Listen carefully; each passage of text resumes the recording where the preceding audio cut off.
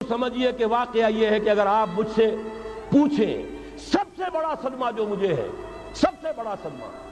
وہ ان مذہبی جماعتوں کے کردار کی وجہ سے ہے جنہوں نے اس ملک میں آ کر سیاست کی کشاکش اور انتخابی سیاست کے اندر اپنا سارا وقت، ساری توانائیاں ضائع کر دی۔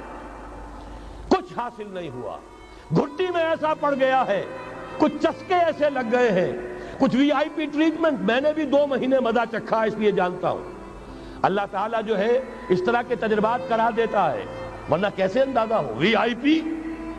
علیحدہ اتر رہے ہیں، آپ کے لیے گاڑی آپ کے بالکل دروازے پر کھڑی ہوئی ہے، سیڑھی سے اترے آپ جہاز کے اور گاڑی موجود ہے، یہ ساری وی آئی پی ٹریٹمنٹ مل رہا ہے۔ اور یہ کوریڈورز آف پاور میں گھومنا پھرنا، ان جاگیرداروں کے ساتھ بیٹھنا، ان کے سے ولیمے کرنا،